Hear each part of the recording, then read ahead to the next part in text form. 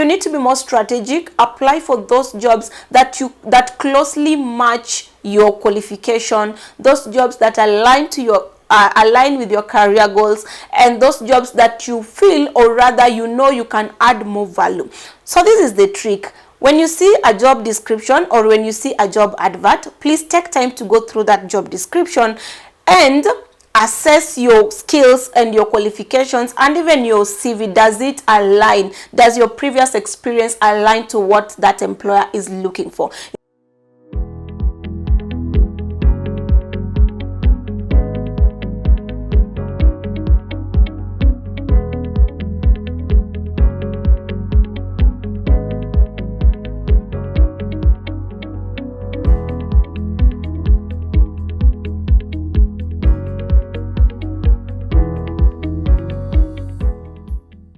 Welcome to today's video. In today's video, I want to speak about how to get hired quicker in 2024.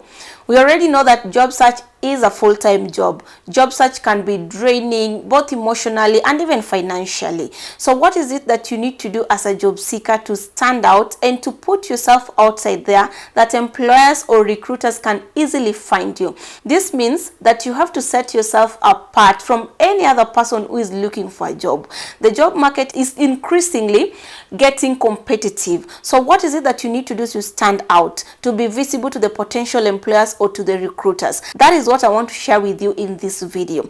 Out of the million of job applicants, out of the million people who apply for the same jobs as you need to be able to articulate your value very well and stand out in the competitive job market. So if you want to learn how you can get hired quickly or land a job quicker in the year 2024, then watch this video up to the end as I share the practical tips that you can adopt to stand out in your job search. So point number one that you can consider if you want to get hired quicker in the year 2024 is to be selective in your application. So there's a wrong notion that I want to warn you guys about, that people think, or rather most job seekers think, that the more jobs you apply, the higher chances of getting hired. And this is not true. I would encourage you to adopt a more strategic approach to job search. Instead of quantity, focus on quality. Quality means that you're going to be keen to apply for jobs that you highly qualify, or rather closely match your experience and qualifications. And I'm not saying that you should not apply for jobs that you do not qualify completely. So now this is the thing. If you see a job advert and you meet at least 85% of what the job is looking for, then go ahead and apply for it. So let me give you a typical example. For instance, if you're looking for a job as an accountant and you do not have an accounting qualification, from the basic qualifications, which include the education, maybe you do not have an accounting degree or a diploma, you've not taken an accounting course, so to say, or you do not have a CPA, and this job is looking for that specific qualifications. For real, this is a job that you cannot get shortlisted in such a job, no matter what you do, no matter how many jobs you're going to apply. So that is a practical example on focusing more on quality rather than quantity. So ditch that thought that most job seekers have, that in a day you want to apply for 100 jobs, 20 jobs. It will only fuel a lot of frustrations, waste more of your time, and probably land you in a lot of emotional distress. So you need to be more strategic. Apply for those jobs that closely match your qualification, those jobs that align with your career goals, and those jobs that you feel, or rather you know, you can add more value. So this is the trick. When you see a job description or when you see a job advert, please take time to go through that job description and assess your skills and your qualifications and even your CV. Does it align? Does your previous experience align to what that employer is looking for? Instead of wasting your time sending in applications blindly, if you see any job, because you're focusing more on quantity, please apply to those jobs that align more to your skills, experience, and qualifications. Point number two is to tailor or polish your job search tools. So your greatest job search tools are your resume and your cover letter. So why you need to tailor this? Because each and every job has a specific requirements that it is looking for. So if you're applying for a job, if you're applying for different jobs with the same CV over and over again, then you're just increasing your chances of rejection. So whenever you see a job advert, instead of rushing to apply, please ensure that you tailor make your CV to reflect what that job description is looking for. So for instance, if a job description is very specific, looking for certain skills, and you've had these skills in your previous job, it is important that you pause before sending out that job application, refine your CV to be aligned to what the job is looking for. This way, because most companies nowadays are hiring with the current technology, most companies are hiring, or rather having recruitment systems that they use. So nobody will even look at your CV. A shortlisting will be done through a system that will automatically pick out the skills, or rather pick the skills that the JD is looking for. And if they're not in your CV, and if it can't rate your CV, maybe let's say like 70 or a certain percentage that the recruiter sets, then it does not even push your CV to the shortlisting stage. So you see how it happens. So when you see a job advert, please take time and review your CV, review your cover letter, and ensure at any point of your application you align your CV and your cover letter. Those are your job search tools and your application tools. Ensure that you align them to reflect what the job description is looking for. And also, don't go throwing in applications in every industry, every job, every employer. Be very strategic and be very specific with what you're looking for. Point number 3, do not overlook your online presence. So your online presence is what recruiters or potential employers interact with before they even see you in person. So have a strong online presence, or a consistent online presence. Let's say you have Facebook, you have LinkedIn, you have all those social media platforms. So what your LinkedIn says should be consistent with what your Facebook says about you. I find many people, or the mistake that many people do, is that you make a very good LinkedIn profile, but when we go to Facebook, it does not, or rather it speaks, whatever you post is contrary to what you're trying to portray on a professional platform like LinkedIn. So ensure that you send out a consistent message about your brand in each and every platform where you have presence. If you've decided to brand yourself, or if you've decided to create an online presence, let the message be consistent. So your online profiles, like I've already said, is what recruiters or potential employers interact with before they interact with you. So if it's not selling you, if it is not communicating what you want to communicate with employers, then it is honestly working to your disadvantage, and your online presence may just be a waste of time.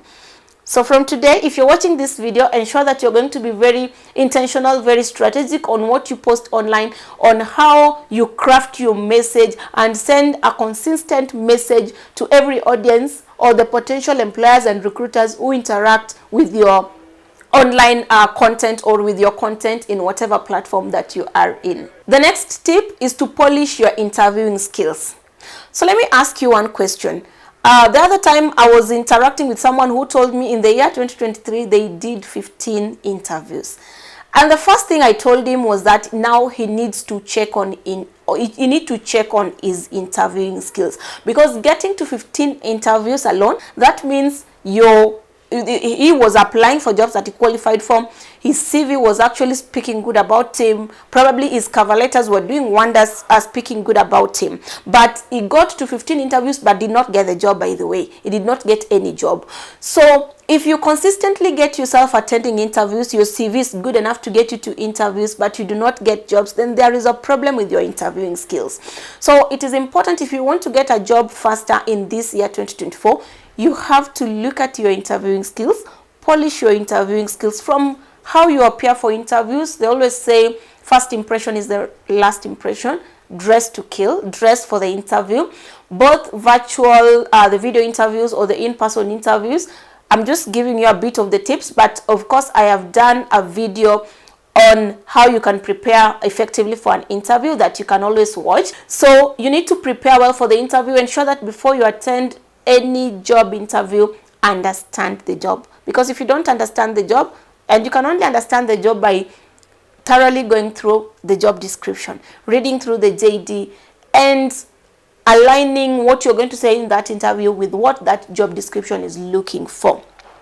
So if you're going to interview, go through the JD, understand what the JD is looking for, understand the company, understand the job, then you can practice before you can do like a mock interview where you need to practice the commonly open-ended or the commonly asked interview questions, especially for the specific job that you're going to interview for. So when you get to the interview, what practicing before an interview does is that it boosts your confidence. So it gives you the confidence, and it also helps you to familiarize yourself with the interview even before you get into that interview. So another thing, apart from practicing, sometimes when you've done interviews, it is important just to follow up. I did a video now how you can professionally follow up with recruiters or with the hiring managers just to show interest. When you follow up, what happens that even if you do not get that job, but they will always have you at the top of their mind, and of course you shall have shown interest that you really want to work for this company. And following up does not mean that you're going to be disturbing or rather nagging every now and then. Follow up once and let the recruiters of course give you feedback on why you are not selected to help you improve for your next interviews. Next tip is to leverage your network. If you're looking for a job in this year 2024 and your close network or your close contacts do not know, then you're doing a very big danger to yourself. They say that your network is your net worth. Your network is the easiest way to penetrate into the job market, that is the hidden job market, which consists of jobs that are not advertised or put in the public domain. So the first thing you need to do is to reach out to your network. Tell the people within your network that you're looking for a job. Your network could consist of hiring managers, people who are hiring in their companies, or people who are working for companies that are currently hiring, who will easily link you or will easily tell you or rather inform you when their companies are hiring. So if you're looking for a job and you're sitting somewhere quiet with that information, nobody, even those who are close to you, know about it, then you're doing a big harm to yourself. Reach out to your network today. Let your network know that you're looking for a job. Update your CV, update your cover letters, and share them within your network so that they can always refer you whenever their companies are hiring. So your networks also help you to boost your visibility. When you interact or network with people, you're able to boost your visibility as they even share your profile. They share that word outside there that you're looking for a job. So networking is very key if you're looking to get hired quicker in the year 2024. The next tip is to be careful on who you put as your reference.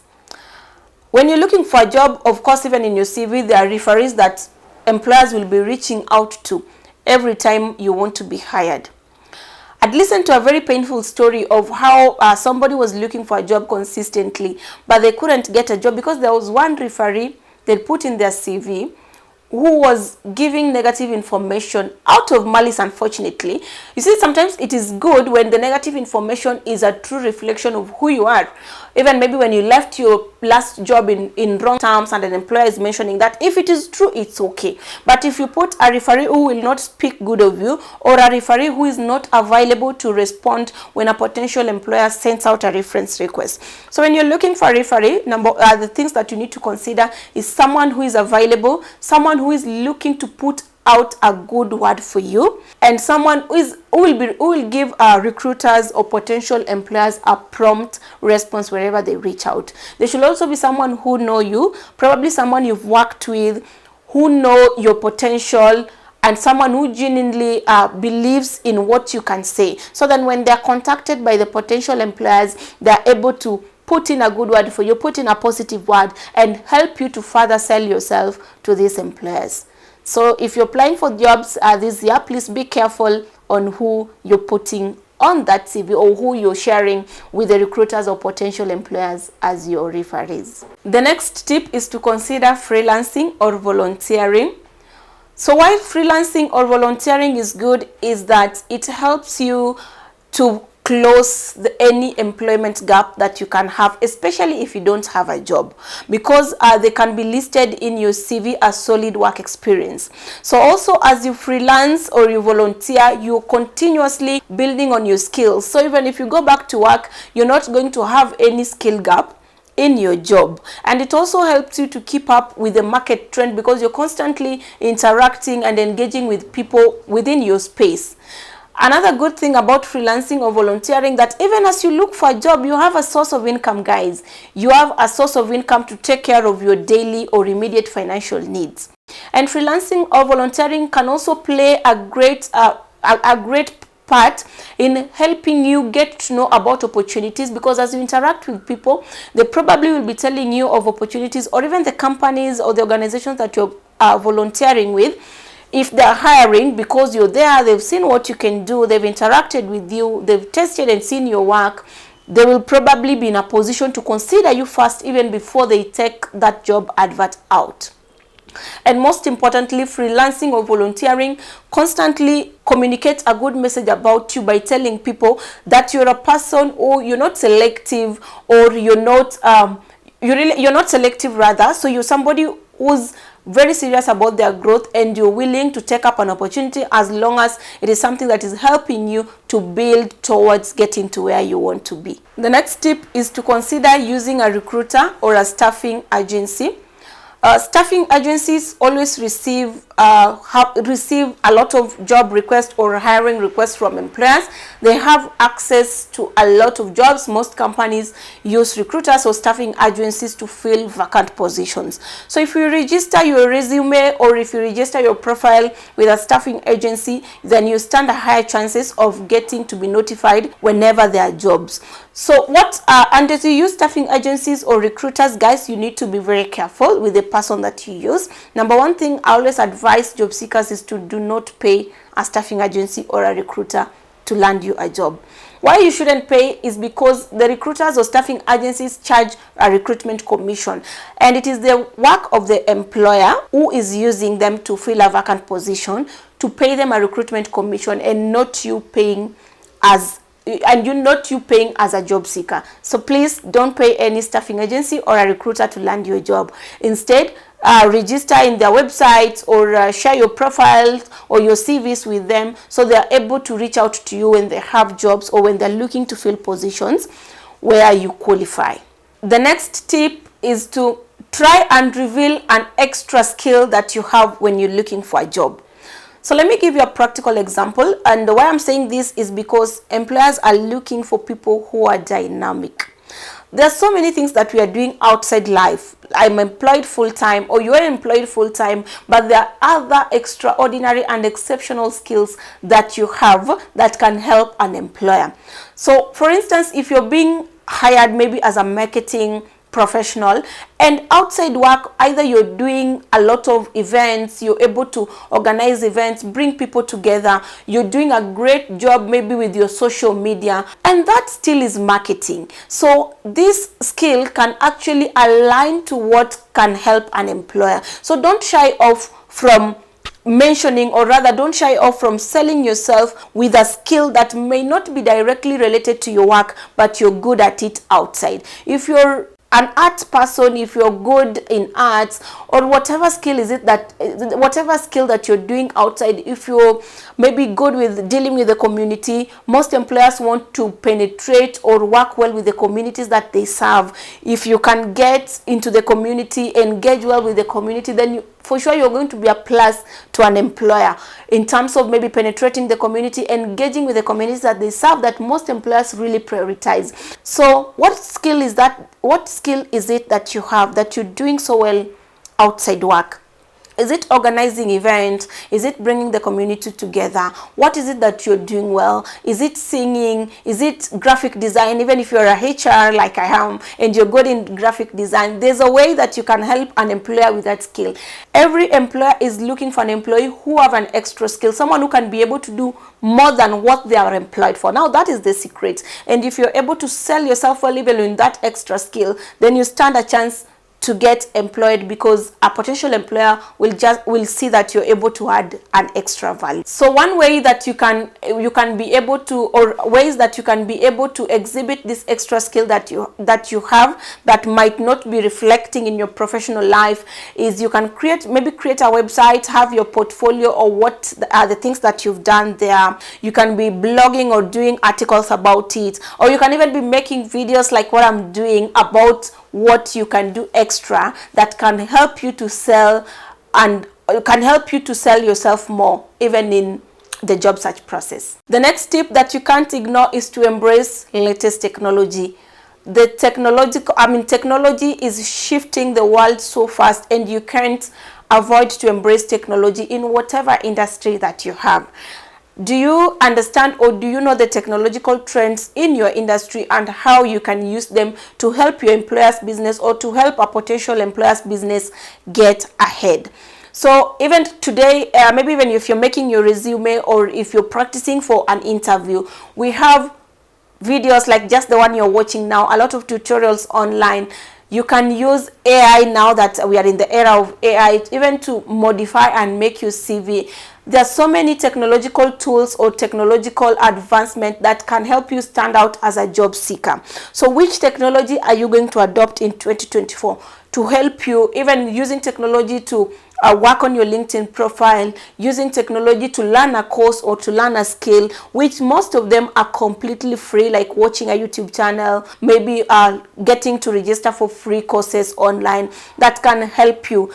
The deal breaker is stepping up and not just sitting back and maybe feeling vulnerable or getting into a space of sort of pity party for yourself. There are so many resources that technology is making or has made available that you can use to enhance or to advance your job search. From learning how to interview, to watching videos, to learn skills that can help you stand out in the job market, learning how you can make designs from home, learning graphic designs from home. So this is the era that you do not have any excuse. So going with the technological advancement, you have a lot of advantage than a job seeker who was looking for a job 5, 2, or even 3 years ago, or even 10 years ago, because with the current advancement, we have a lot of resources that you can get access to just at the click of a button or just at the comfort of your house. So there is really no excuse on why the job search process is still as frustrating as it was 2 or 3 years ago. The next step is to tap into the hidden job market. I've spoken about the hidden job market. I did a video on how you can navigate the hidden job market. You can watch it up here. So the hidden job market, just to say it again, consists of all the jobs that do not get into the public domain. There are those jobs that employers have them, they are hiring, but they're not posted anywhere on the employers' websites, they're not with the recruiters. So how do you tap into the hidden job market? And this takes me back on the networking tip. When you network with people, people are able to tell you that their companies are hiring. When you network and identify potential recruiters, reach out to them, or potential employers and reach out to them, you're able to be notified when they're hiring, but they're not posting those jobs outside. Another way that you can tap into the hidden job market is directly taking your resume or directly applying to companies, either by dropping or by sending directly to company emails or applying directly on the company websites. So when you share your profiles or when you share your resume with companies, even when they're not hiring, then the time that they're hiring, they're able to reach out, or rather they're able to get back to your application and consider you for the jobs that you qualify for. So the hidden job market is a very rich space that most job seekers can tap into, because it is currently, I would say it's currently really not tapped into by many people. So these jobs that employers are filling without advertising, how do they get to know that you qualify for them? It's by networking, as I've already said, getting to interact with the decision makers, the hiring managers, the line managers, the CEOs, and the people who are hiring directly for in the companies that you desire to get into. The last tip, guys, and which is a bonus tip especially for recent graduates, is to take advantage or keep in touch with your university or with your college career center. So most companies are also reaching out directly to university or college career centers to get candidates or for placement, and especially for entry-level jobs. So if you're looking for a job, an entry-level job, or if you're just a recent graduate who is looking for a job, you need to stay in touch with your college career center, because why most companies use the college career centers is companies want direct referrals of people who who are known by somebody. You're probably known in your school, or you're probably known in your college by the people who are in your career center or your career placement professionals. So it is important to keep in touch with them, sharing your profile with them, sharing your updated resumes with them, so they're able to reach out to you whenever a company is looking for someone with the qualifications that aligns with what you have. So thank you guys. This brings us to the end of this video. I hope you've gotten value, and I hope these tips that I've shared, if you follow them through, are going to help you to shorten your job search period in the year 2024, and probably land a job that you so desire. If this video was valuable, or if you like this video, please consider giving it a thumb up and consider subscribing to be notified whenever I put out a new video. Thank you, and I'll see you in the next video.